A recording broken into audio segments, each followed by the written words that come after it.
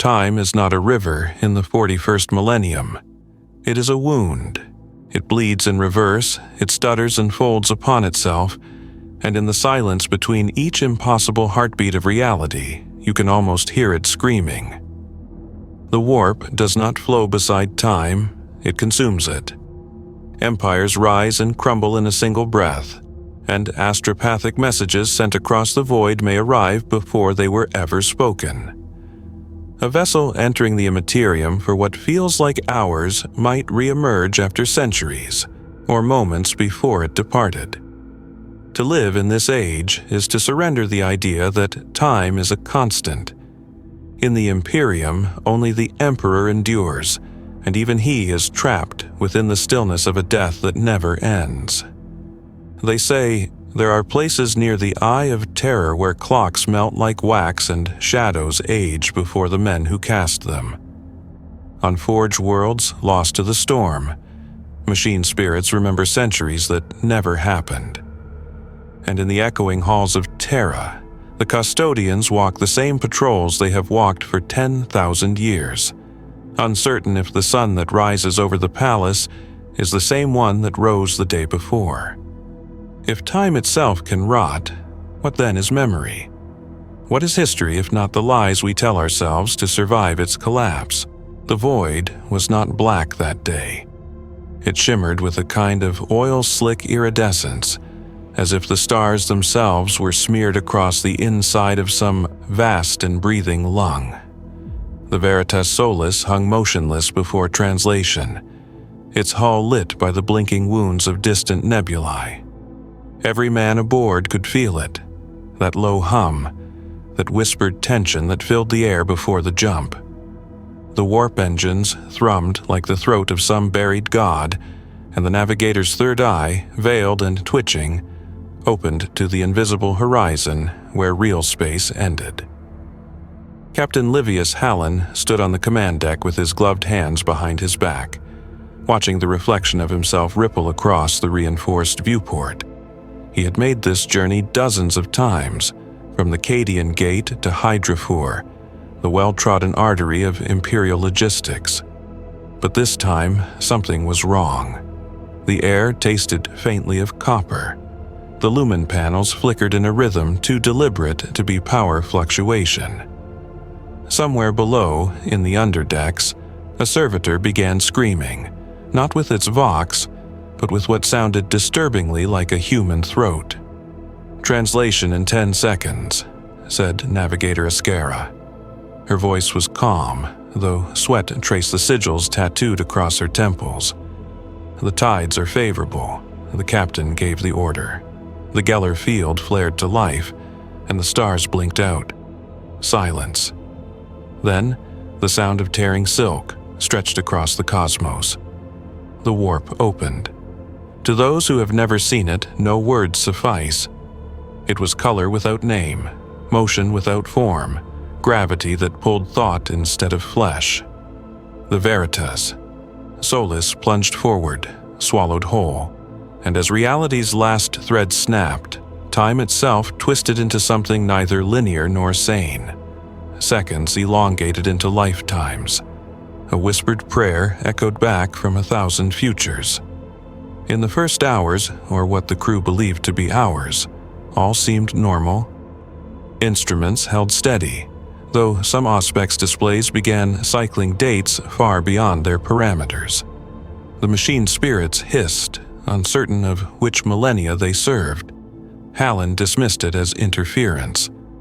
But soon, reports arrived from the lower decks, chronometers running backward, frozen meals spoiling before they were unsealed, crewmen hearing voices reciting the day's orders before the Vox transmission was even made. By the 5th cycle, if time could still be measured, the navigator began to tremble. Her mind was fraying beneath the strain of reconciling causality.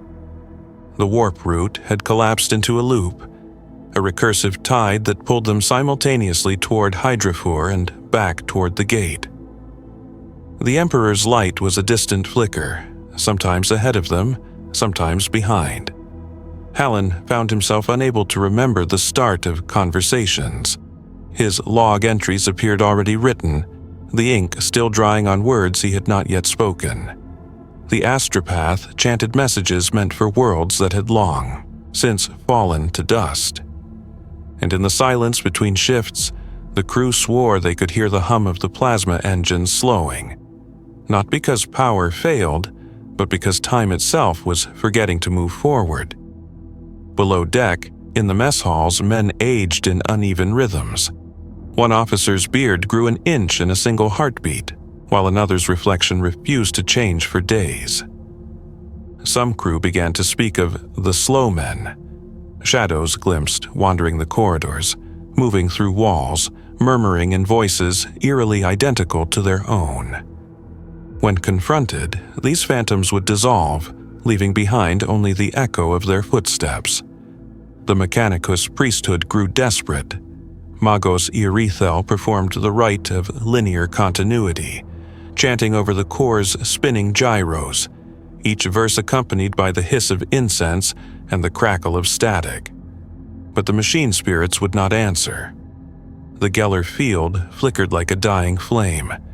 Something vast and formless pressed against it, not demons, but something older, colder, patient. At the heart of it all, Captain Hallen began to dream of suns reversing their burn, collapsing into their own light. He would wake to find fragments of his dream scattered across his desk. Ashes shaped like constellations.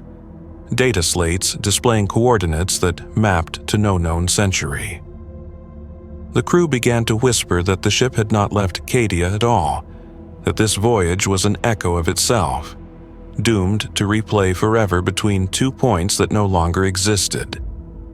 On the 37th day, or perhaps the first, the Veritas Solus broke free.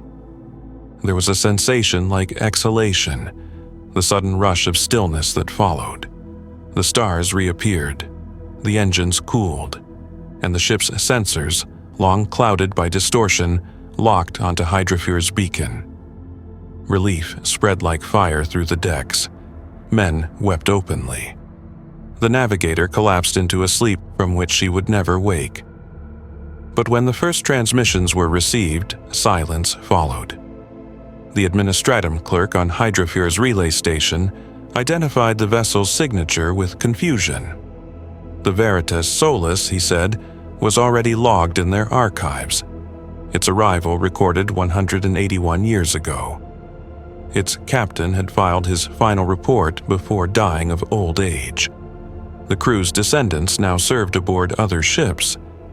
And yet, there she was, a perfect reflection, down to every bolt, her captain still young, his eyes filled with disbelief. When the Vox Communion confirmed the records, a shudder passed through the Veritas Solus like a pulse through dying flesh. The data was cross-checked, rechecked, sanctified through cogitators running parallel computations. Yet, every result was the same. According to the Imperium's own archives, the ship had completed its journey centuries before it began. The Administratum demanded explanations. None could be given. Captain Hallen stood in the strategium, his reflection fractured across the gilded glass of the star map.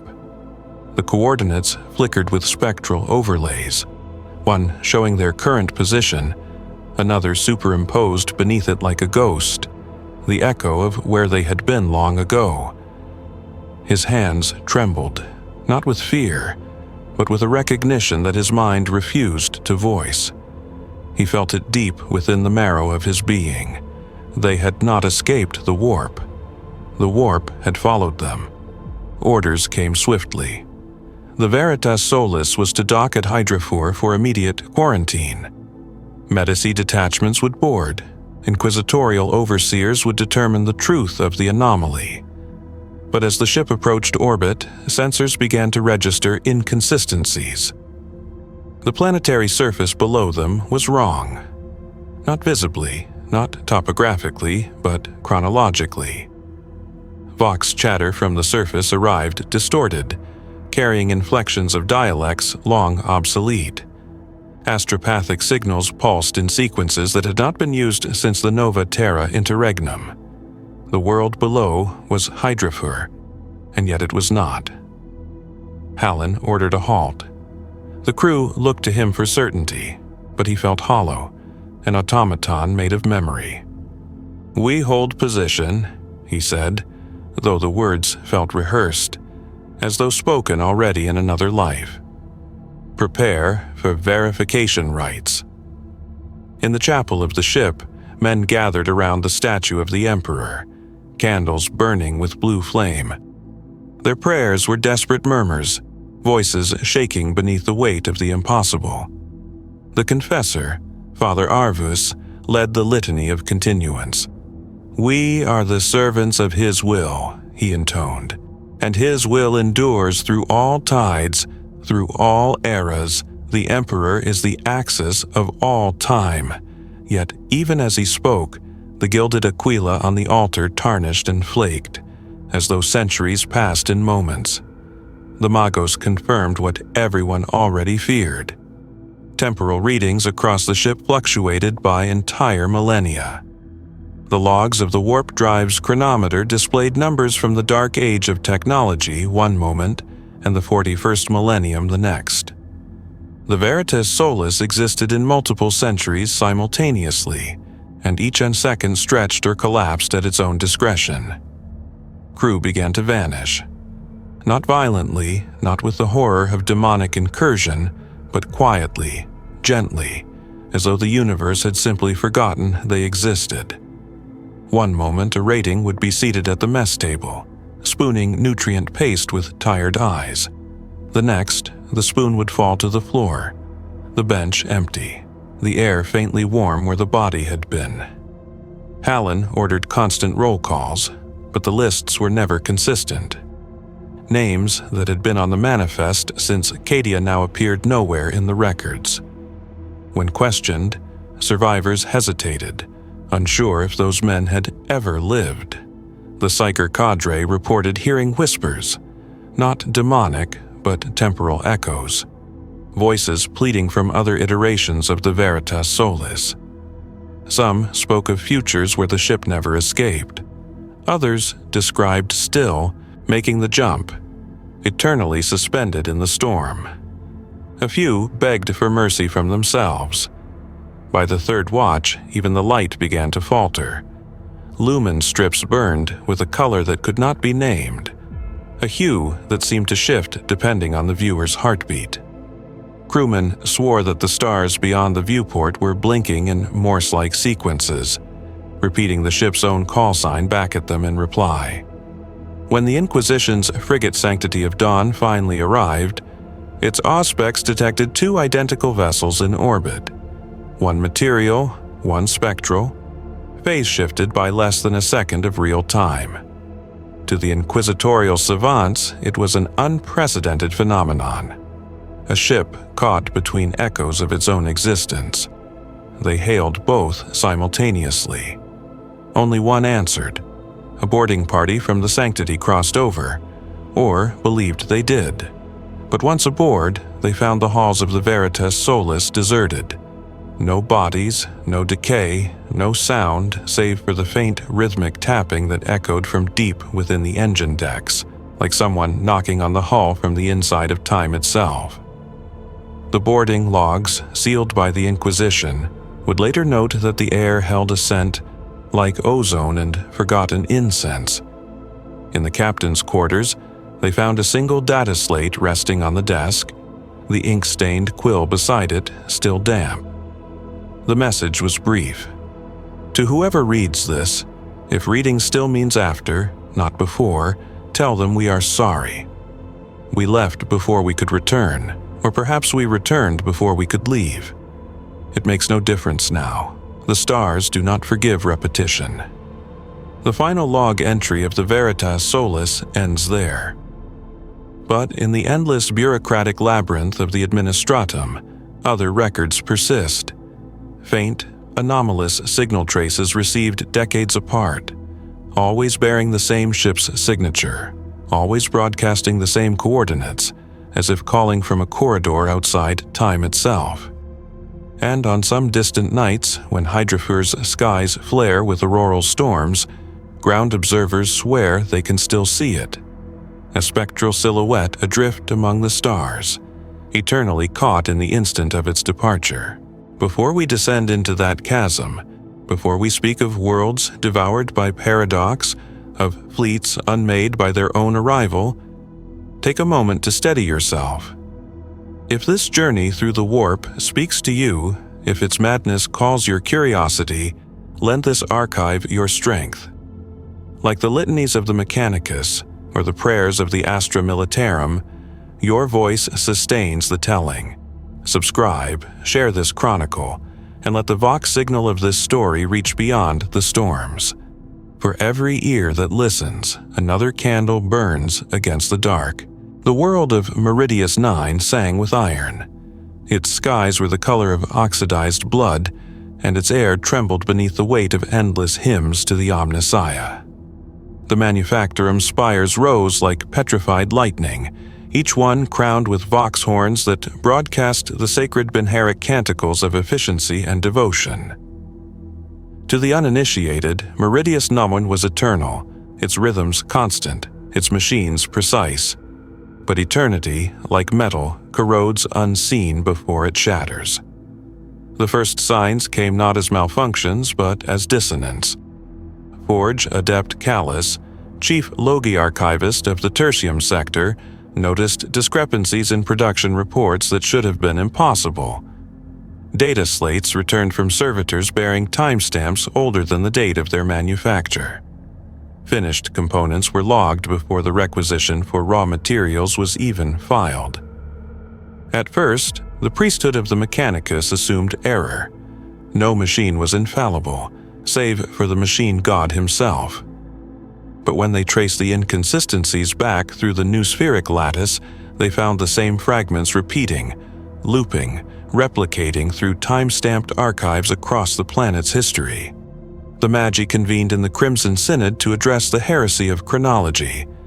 Under the light of plasma lamps, their augmented skulls glimmered like domes of bronze, each haloed in a whisper of incense and steam. The debate stretched for cycles, voices alternating between sacred logic and barely contained panic.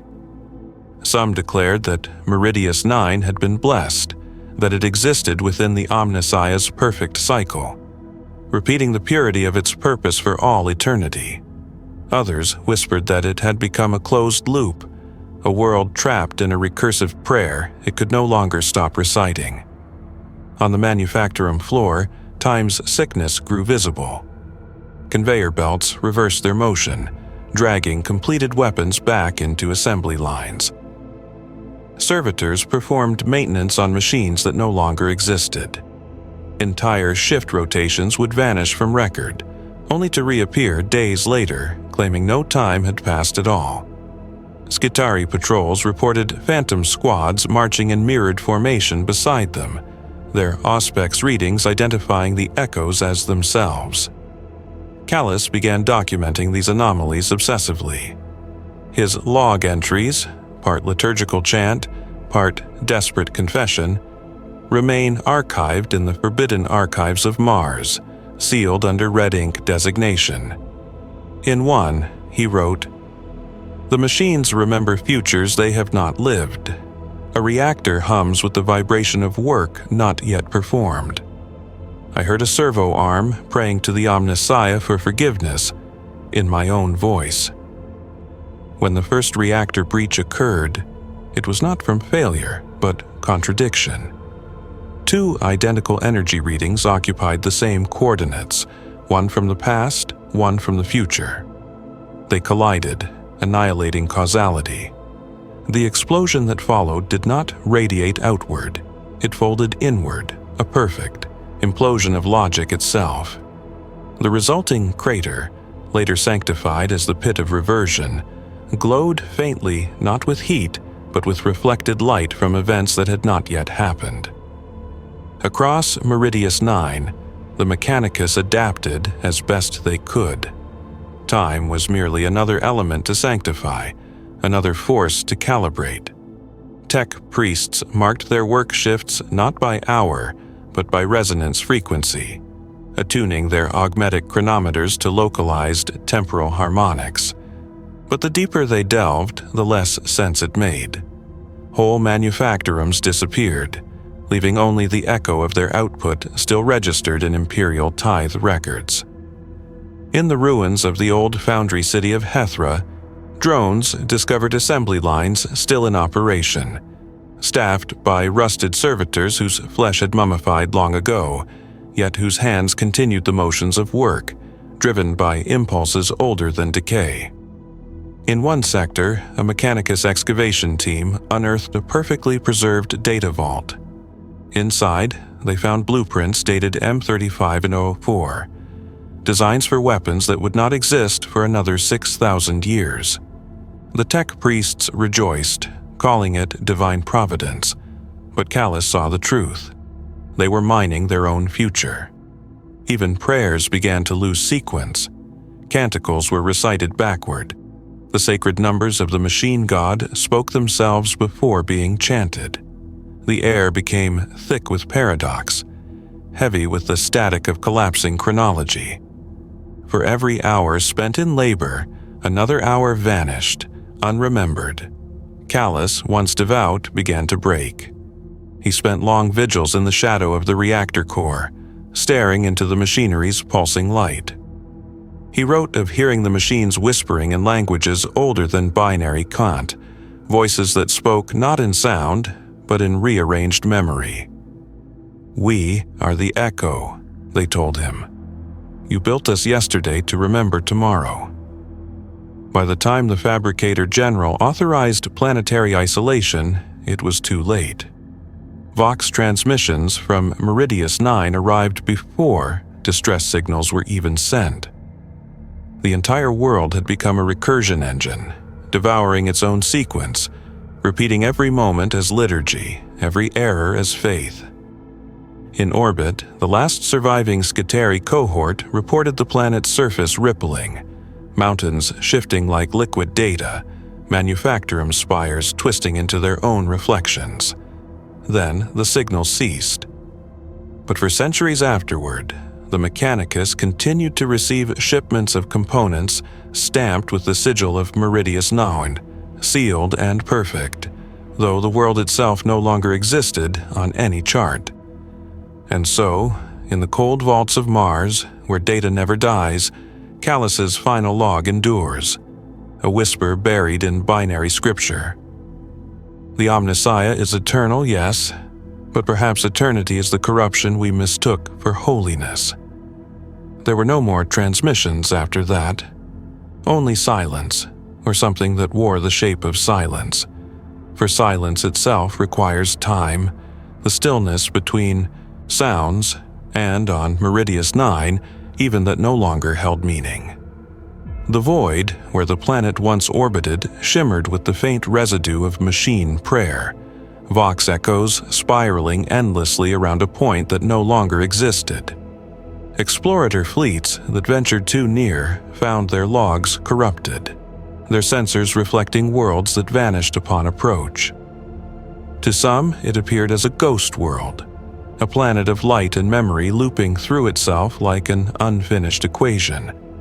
To others, it was gone entirely, its orbit occupied only by dust and a whisper that never ended. Among the Adeptus Mechanicus, the story of Meridius 9 became both a heresy and a holy mystery. The faithful saw it as the Omnissiah's test, a lesson on the hubris of mortals who sought to quantify divine processes. The skeptics, rare and persecuted, whispered that it was proof of an infection spreading through the fabric of reality itself, that the warp's hunger had extended beyond the souls of men, and now devoured the very laws of causality. In the sealed cathedra of Mars, a schism grew, quiet and dangerous, between those who worshipped the loop as divine perfection and those who feared it as the machine spirit's death knell. But not all memory of the world was lost. On the distant forge moon of Kalanor, a single cargo freighter arrived without a warp signature or any record of launch authorization. Its hull bore the markings of Meridius 9, its holds filled with unmarked crates. When the Magos biologists opened them, they found components unlike anything in the standard template construct archives. Each machine part pulsed faintly, not with power, but with rhythm, a heartbeat measured in reverse. Chronolex units designed to regulate production cycles had begun to emit temporal resonance, bending nearby chronometers out of sequence. The Mechanicus sealed the freighter and quarantined its contents, but the damage had already spread. Time anomalies began appearing in the Kalinor databanks, first as minor discrepancies, then as total collapse of archival continuity. Somewhere within the surviving fragments of Callus's recordings, salvaged by data scribes centuries later, a final pattern emerges. The logs, when arranged not by date but by waveform frequency, form a sequence resembling a machine code prayer. When decoded, it reads, "We are not gone. We are repeating. We are perfecting the moment." It is said the Magi who uncovered this message wept oil tears. To them, this was no warning, it was revelation. The machine god, through the dissolution of time, had shown them eternity not as an afterlife, but as recursion. Work unending, prayer unbroken, an infinite cycle of function without decay. What greater purity could exist? Yet for every believer who knelt before the data altar in awe, there was another who heard madness. To repeat forever is to die without knowing it. In the decades that followed, the cult of the infinite gear arose within the Mechanicus' darker sects. They built shrines to Meridius 9 from salvaged circuit fragments, claiming that the planet still lived somewhere between moments, its machines refining perfection beyond perception. They preached that through ritual recursion, they too could align with the eternal rhythm of the Omnissiah. Factories began operating without pause, their priests refusing to acknowledge shift cycles or planetary rotations.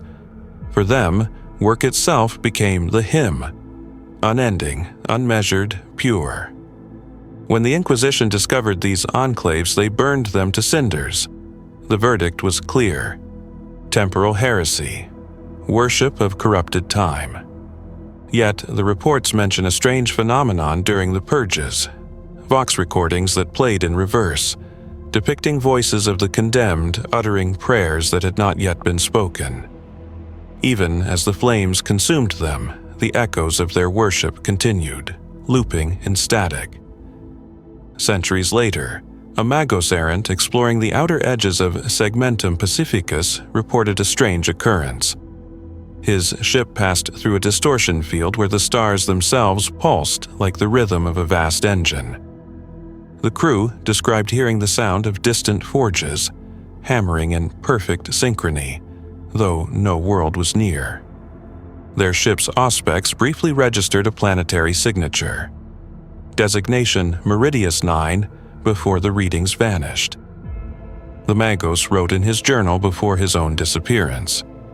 Perhaps the machine god did not abandon Meridius 9. Perhaps he listened. Perhaps he allowed it to build itself beyond the reach of entropy, a world of endless labor, sustained not by fuel or metal, but by the rhythm of its own remembrance. To this day, the Adeptus Mechanicus refuses to speak of that world aloud. But among the lowest ranks, the half-human, half-automata workers who clean the cogitator shrines and polish the sacred augurs, the old name is whispered still. They say, if you listen to the humming of the reactors on a still night, you can hear the rhythm of Meridius 9, ticking faintly behind the static, a heartbeat that belongs to no present age. And perhaps, somewhere deep in the sea of data where all forgotten prayers go, Forge Adept Callus still writes, endlessly recording a world that never stops existing because it never truly began. They called themselves the 13th Cadian Reserves, though Cadia itself had already been dead for centuries when they emerged from the warp. Their banners were pristine, their armor unmarred by rust or age, They believed it was the 41st millennium still, that they were returning from a sanctioned crusade beyond the halo stars, bearing tales of victory and the Emperor's blessing. When the ships of their flotilla broke real space above the planet of Voltem, their vox channels sang with triumphant hymns, but the world below answered with silence. Captain Commandant Erastus Vale was the first to notice something wrong. The stars were wrong.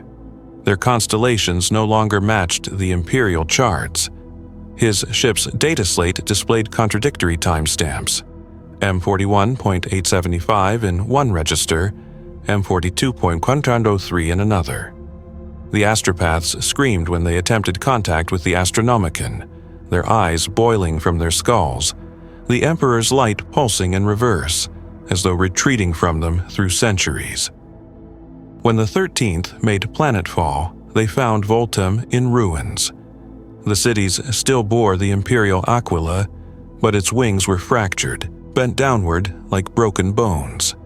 The Vox networks carried only the faint static of forgotten prayers. In the central spire, they discovered a marble plaque dedicated to their regiment, in memoriam of the 13th Cadian Reserves, lost to the warp, their sacrifice eternal.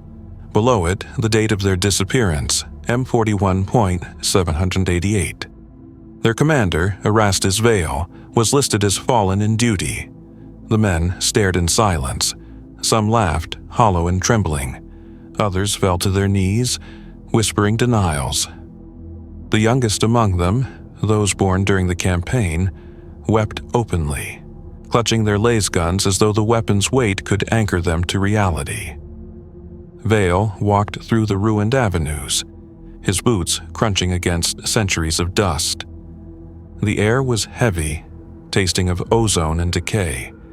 He saw statues of men with his face, plaques describing battles he had not yet fought, victories he did not remember.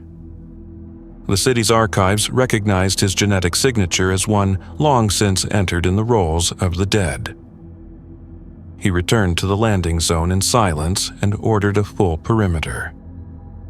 The Vox officers hesitated, asking which command structure they now served, for the world's records listed the Astra Militarum under a different name, reorganized, its chains of authority altered by millennia. Vale answered with the only truth he knew: "We serve the Emperor. Until he tells us otherwise, we fight." And so, the 13th took to war against an enemy that no longer existed. They patrolled empty streets, securing defensive lines against foes that had long since turned to dust. They fortified cathedrals that were already ruins when they arrived. They held parades through deserted cities, marching in perfect formation as the wind scattered the banners of their own memorials. The administratum clerks of later centuries would receive garbled reports from Voltem, orders written in obsolete dialect, requests for reinforcements addressed to commanders dead for generations. The first to die was Sergeant Harn. His men found him at the edge of the old manufactorum, staring at his own corpse. A perfectly preserved skeleton encased in the remnants of Cadian armor, his service sigil identical to his own. He had shot himself, though neither version of him could have fired first. From then on, the strange reflections grew. Soldiers would glimpse themselves in puddles, not their current selves but older, scarred, hollow-eyed versions, saluting before fading like smoke. When the Medici examined the bodies of the fallen, they found genetic degradation consistent with centuries of decay, even when the death had occurred minutes before. Still, the crusade continued. The men of Cadia had been forged for obedience, and they would not abandon their orders simply because time had forgotten them. They established field camps across Voltem, fortifying it as if awaiting an invasion that would never come. Their Vox relays transmitted endlessly into the void. Reports, liturgies, and coordinates, repeating across channels no longer monitored. Months became years, or what they believed were years. Time itself began to lose its rhythm. Night and day followed no sequence, Stars appeared and vanished in the sky without motion. Men who slept for an hour awoke to find their beards grown long, while others aged backward, faces smoothing, memories fraying like torn parchment. Vale documented every phenomenon, his handwriting growing erratic, his script curling into near liturgical frenzy. In one log he wrote, "If the Emperor's will transcends time, then perhaps we serve him correctly. We have become eternal soldiers, neither alive nor dead, neither past nor future. We are the Emperor's memory of war." On the 5th anniversary of their arrival, or perhaps the 1000th, the 13th began receiving signals. Distress calls, human voices, coded with Imperial identifiers. The locations matched the ruins they already occupied. Vale ordered search teams. Each one returned with the same report. They found nothing living, only abandoned equipment, the same serial numbers as their own. That night, the stars above Voltum burned crimson. The crimson light did not fade. It stained the clouds like blood spilled into water, and the men of the 13th moved beneath it like insects under a dying sun. Some claimed to see faces in the red haze. Not demons, but human faces, shifting through expressions of grief and fury, as though the sky itself remembered them. Vox units crackled with overlapping voices, each transmission repeating orders that had already been carried out, sometimes by the very men now hearing them. It was as if the planet had become a vast reflection chamber, bouncing the echoes of their own actions back through time. Vale no longer slept. His eyes were bloodshot, his armor stripped of ornament, his mind heavy with impossible clarity. He began to notice subtle differences among his men, a missing scar, a mismatched insignia, a man's memory contradicting the log entries of the day before. The regiment had started dividing into fragments, each a version convinced it was the true 13th. In the camps, soldiers whispered of the mirrored companies, patrols that marched past at night bearing the same standards and faces, saluting with precision before vanishing into the fog. Some men refused to acknowledge the illusions, reciting the infantryman's prayer over and over until their tongues cracked. Others sought them out, believing the mirrored soldiers to be ghosts of their future selves, guides to redemption. One private returned from such an encounter pale and trembling. He swore he had seen his own corpse kneeling before him, mouth moving in silent confession. When Vale asked what the reflection had said, the man whispered, "It told me the war ended long ago. We just never stopped fighting." Morale collapsed slowly, like metal bending under constant heat. Rations spoiled between meals. Ammunition stockpiles reset to their original count each morning.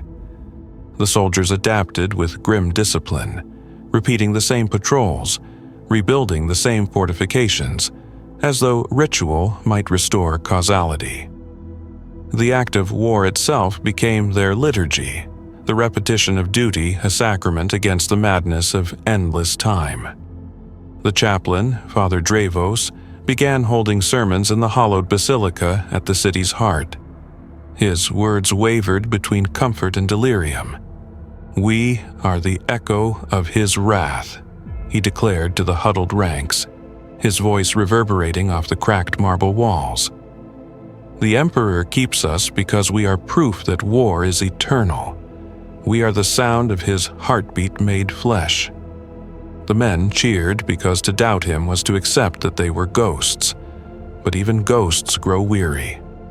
It was during one such gathering that the air changed, a sound like static threaded through the atmosphere, building to a low hum. The crimson light above flickered, revealing for a moment the outlines of cities hanging upside down in the sky, reflections of Voltum itself, burning with impossible fire. Vale stared upward as banners bearing his regiment's insignia rippled across the inverted horizon. The reflected city moved out of sync with their own, its towers collapsing backward into place. He understood then that they were watching their own future, or their past, unravel. The Vox suddenly screamed with overlapping signals, distress calls, prayer recitations, death reports.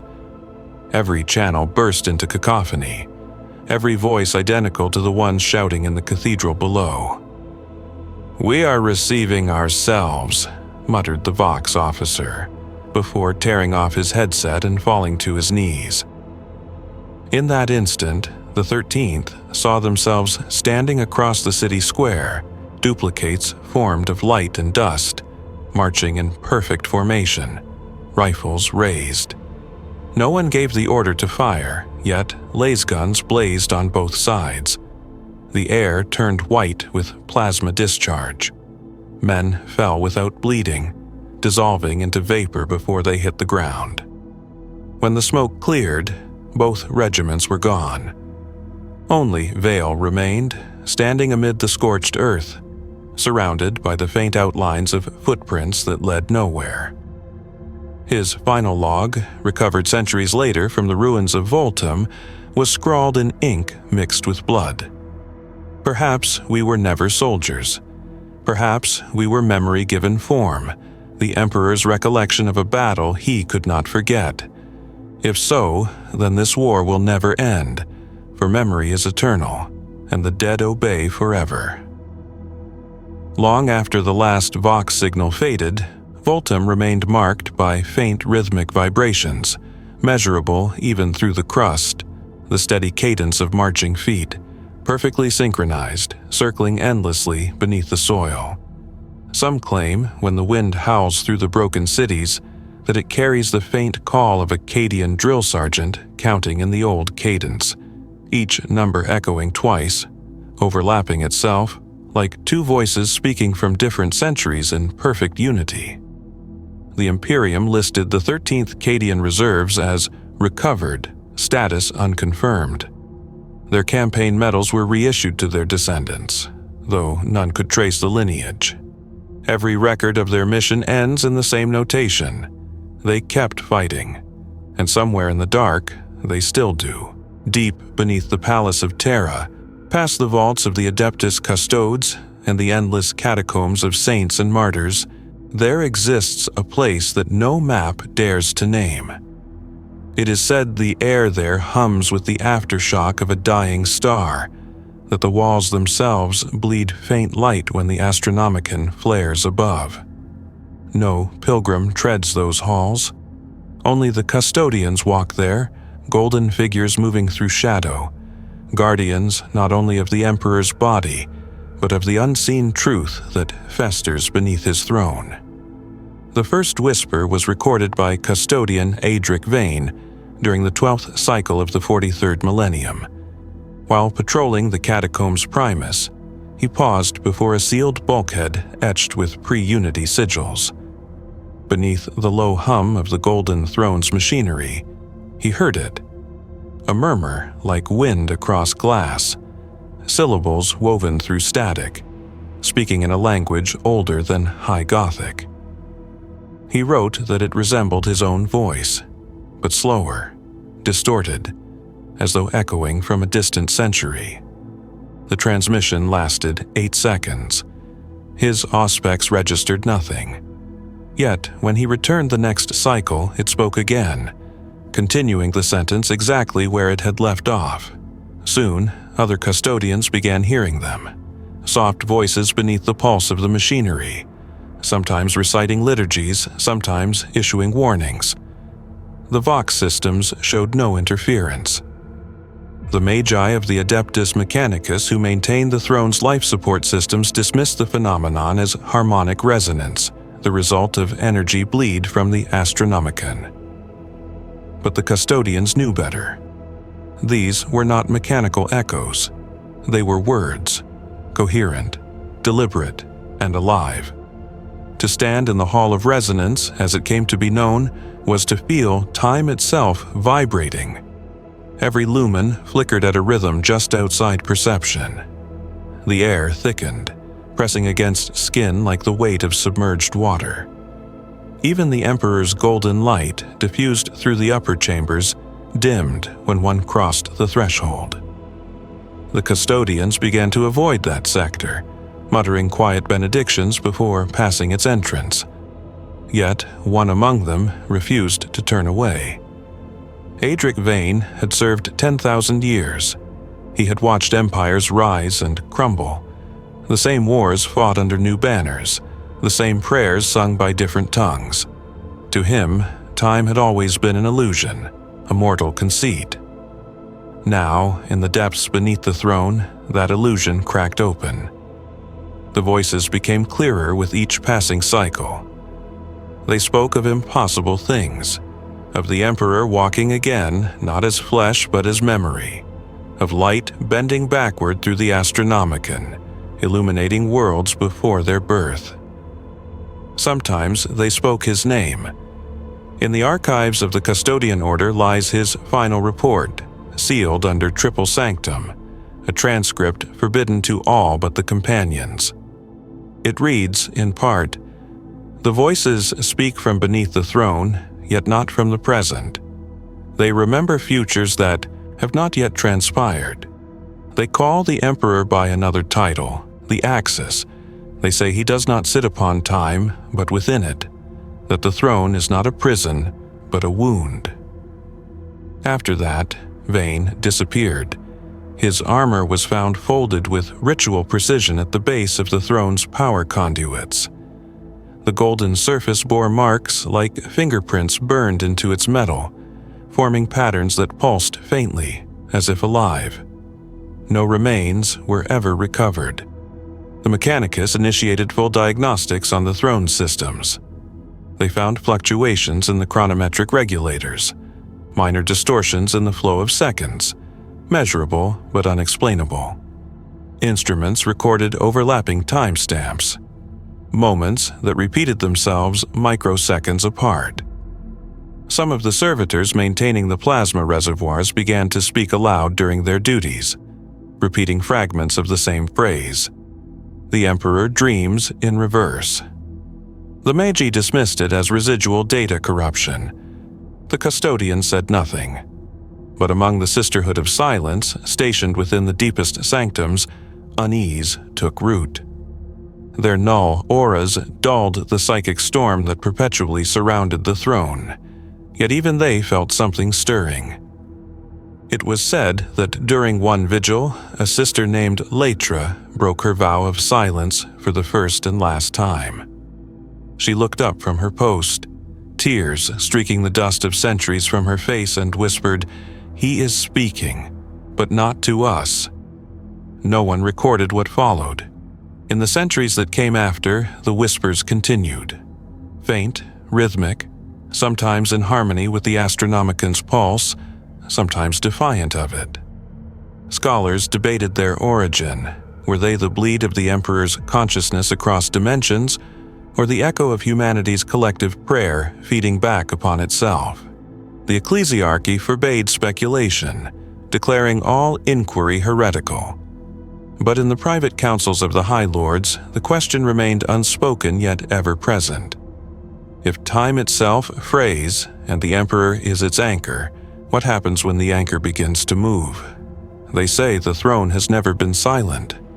Even before the Age of Strife, before the founding of the Imperium, before mankind's first expansion among the stars, the hum of that impossible machine was already written into the Emperor's design. It is the heartbeat of a god restrained, the sound of eternity refusing to die. But in those years following the vanishing of Adric Vane, the tone of that hum changed. To the ear of the custodians, attuned to every shift in the sanctum's music, it became deeper, slower, mournful, as though time itself had begun to hesitate between beats. Magos Dominus Sereth 9, chief among the Mechanicus custodians of the throne's architecture, noted that energy fluctuations followed a strange pattern, not random, but cyclical. The waveforms of the throne's pulse matched the intervals of ancient astronomical alignments, configurations of the solar system that no longer existed. When she attempted to chart the frequency over time, the data folded in on itself, looping endlessly. The graph became an Ouroboros, the end feeding its own beginning. She declared it mathematically impossible, then ordered her data erased. It reappeared on her screen 3 days before she made the decision. Within the throne's lower vaults, the whispers became an audible presence. Custodians walking their watch routes reported voices humming through the walls, their tone not malicious but sorrowful, like monks reciting forgotten verses. One claimed that as he passed the primary coolant chamber, the air itself rippled, and for a heartbeat he saw a golden figure sitting not upon the throne, but within it. Not as the Emperor's corpse, but as a younger man, eyes open, gazing toward an unseen horizon. The image vanished before he could draw his blade. He never spoke again, save to utter one phrase during the night watches. He is remembering himself. The Mechanicus, bound by oaths older than empires, redoubled their efforts to preserve the machine's stability. They replaced failing conduits with relic-grade adamantine, recalibrated plasma regulators that no longer obeyed known physics, and prayed through their cogitators for the Omnissiah's guidance. Yet no mechanical intervention could explain the true anomaly: the throne's chronometric core. The very device meant to anchor the Emperor within linear time now pulsed with impossible readings, moments ahead of the present, moments behind, intertwined like the strands of a double helix. One tech adept made the mistake of gazing too long into the diagnostic output. He began to age in reverse, his metal augmetics rusting while his flesh grew youthful, until he was little more than a child encased in ancient armor. He begged to be allowed to finish his work. He claimed he could hear the Emperor counting backward. His peers disassembled his frame with holy precision, his last words repeating through their vox for days: "He is returning to the start so we can end." The custodians convened with the Sisters of Silence in the Chamber of Hours, a place older than the throne itself, its walls covered in clocks whose hands all spun in different directions. There, the leaders of the Watch debated in absolute secrecy. Was this the Emperor's rebirth, or the collapse of his temporal dominion? Could a god awaken by unmaking the time that held him? None could answer. They agreed only on one truth: the throne was changing, and so was he. In the centuries that followed, every pilgrimage to Terra was subtly altered. Astropaths arriving from across the galaxy reported strange visions, the Astronomicon pulsing not in steady rhythm, but like a heart under strain. Some claimed to glimpse golden figures walking through its light, not the custodes, but duplicates, spectral echoes of themselves, striding in opposite directions. For each pilgrim who reached the palace, another was said to vanish en route, their ships found adrift, frozen mid-translation, caught between 1 second and the next. Whispers spread among the ecclesiarchy that these disturbances were proof of prophecy, that the Emperor's soul was shifting, aligning with the eternal present, preparing to cast off the prison of flesh. But others, those who had seen the archives sealed by the Inquisition, feared another interpretation: that the throne's energy was feeding not from the warp, but into it. That the Emperor, in his silence, was no longer resisting the immaterium, but speaking through it. On the eve of the millennial solar alignment, the light of the Astronomicon dimmed for 6 seconds. Across the Imperium, millions of ships reported simultaneous temporal dislocation. Chronometers stuttering, clocks looping, orders repeating themselves twice. On Terra, the custodes fell to one knee without command. Beneath the throne, the whispers rose to a roar, filling the catacombs with a sound like reversed thunder. Then silence. When the system stabilized, every recording device in the palace registered a single line of vox distortion. It lasted less than a second, but when played in slow sequence, the words became clear. It was not the warp that devoured time, it was I. No one has ever confirmed the authenticity of that fragment. The Ecclesiarchy denies its existence. The Mechanicus refuses to discuss it. Yet, the custodians still patrol the lower halls with their heads bowed, listening to the faint hum that never stops, a sound that is not quite a voice, but not yet a machine. And sometimes, when the throne's pulse syncs perfectly with the heartbeats of those who guard it, the light flickers just once, as though something vast behind the veil is taking a single, shuddering breath. There are places within the galaxy where light itself seems to tire, where suns burn without warmth and shadows fall without source. These are the edges of the Eye of Terror, the bleeding heart of the warp, where reality and nightmare dissolve into one another until neither can remember which came first. Here, even the stars are uncertain of their birth. To look upon this abyss is to witness time forgetting how to be linear, folding back upon itself like a wounded creature trying to die in the same moment it is born. In the archives of the Ordo Chronos, a branch of the Inquisition now considered myth, there is mention of an anomaly recorded at the rim of the eye, a system where every planet revolves around its star in reverse. The light that leaves that sun takes centuries to reach its worlds, so that each dawn is a memory of a day long dead. The Inquisitors named it the Eventide Helix. They sent fleets to study it. None returned. But centuries later, distress beacons began to appear in the void, each transmitting messages written in their own handwriting, dated thousands of years apart. It was said that in the heart of that system there hung a single derelict, a vessel whose hull bore the symbol of the Imperial, Aquila, half melted, half reborn. The ship drifted in slow rotation, its lights flickering with the rhythm of a dying heartbeat. Vox recordings captured a single voice repeating through the static, "We have reached the center. The Emperor is here. He never left. He never arrived." Within the madness of the eye, time ceases to serve logic. It becomes an ecosystem, devouring and birthing itself without order. Here, a dead world may be reborn every hour, only to perish again at dusk. Armies fight wars that end before they begin. The souls of the slain march beside their living selves, each death rewriting the past in an unending loop of repentance and rage. And above it all, invisible yet omnipresent, the warp feeds, not on flesh, but on memory, on the moments that give identity meaning. To those who dwell too long near the eye, time becomes personal. It molds itself around perception, punishing certainty, rewarding madness. For some, a single heartbeat lasts decades. For others, centuries collapse into a blink.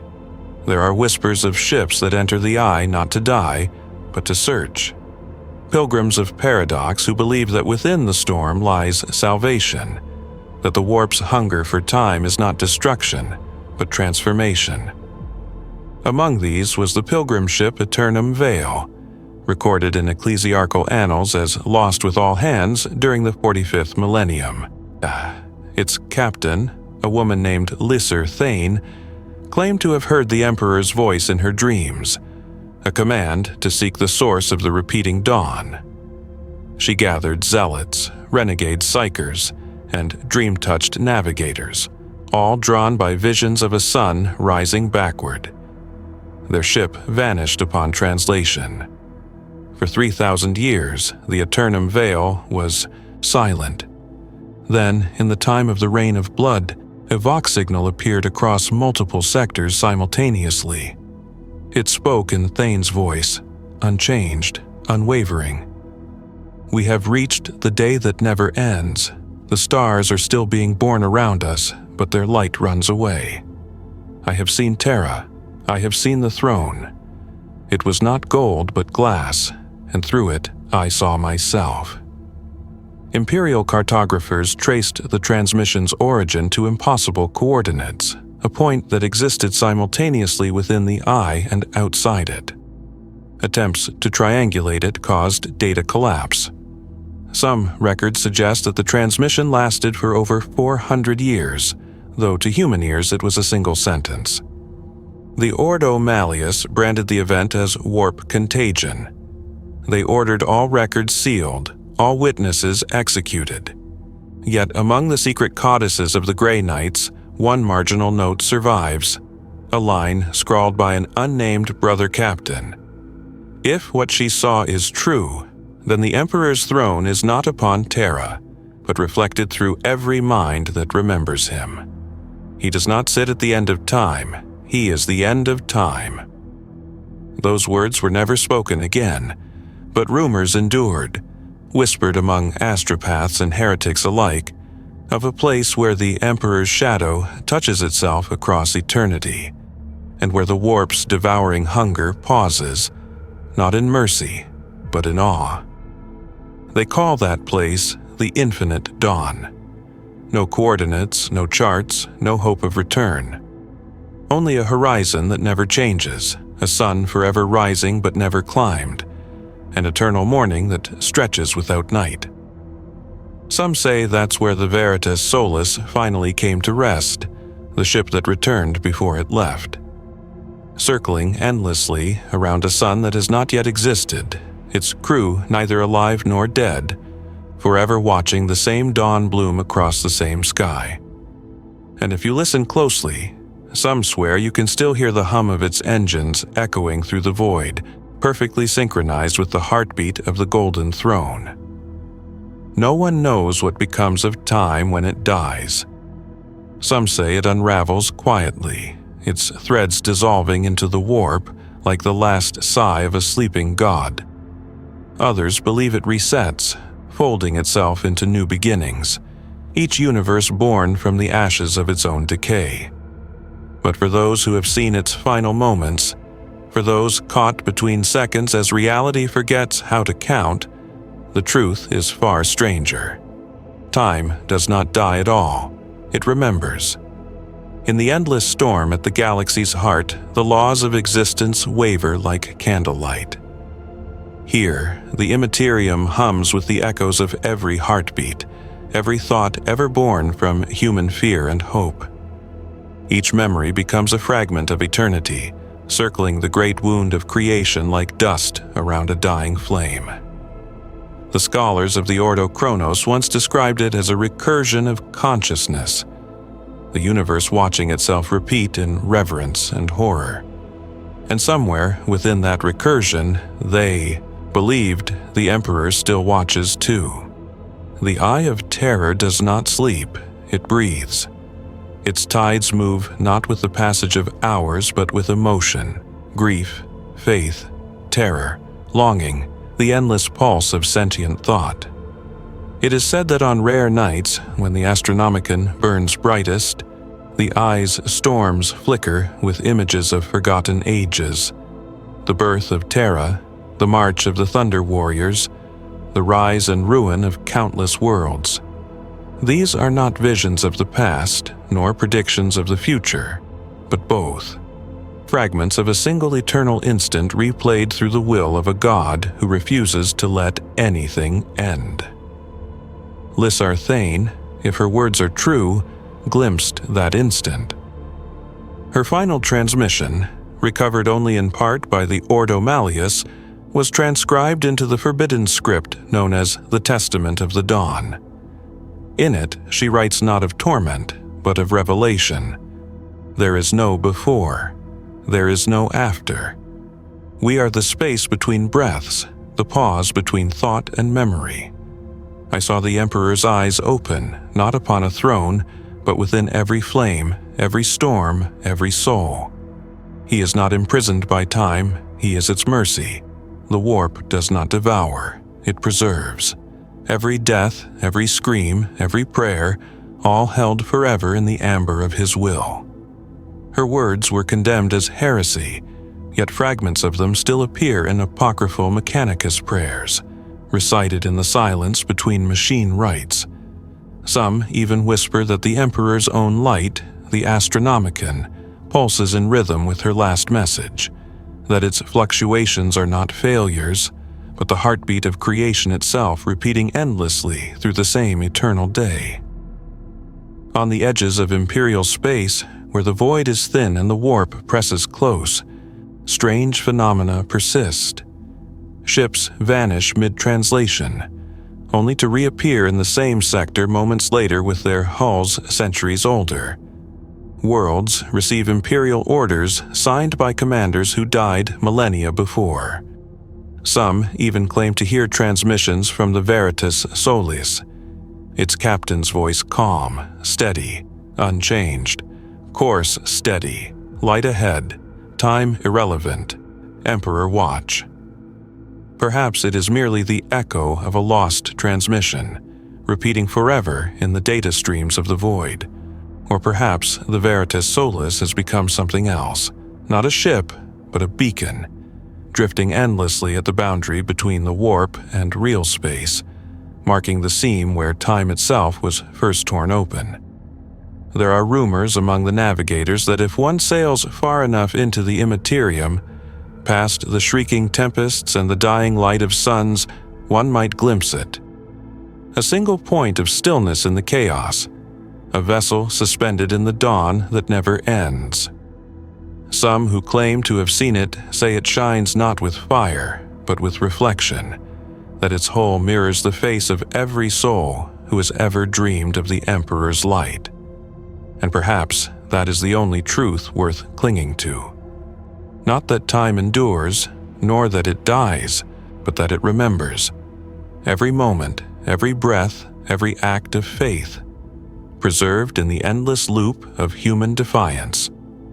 The Emperor does not hold us bound to the past, he keeps us alive within it, again and again, until we learn the shape of eternity. So if you ever stand beneath a sky that feels too still, if you ever watch a sunrise that seems to linger too long, know this: you are standing within his memory. You are part of the day that never ends. And somewhere beyond the veil, aboard a ship that both left and arrived before its own time, a captain watches that same dawn rise, forever and always and never, beneath the golden light of the Emperor who dreams through us all.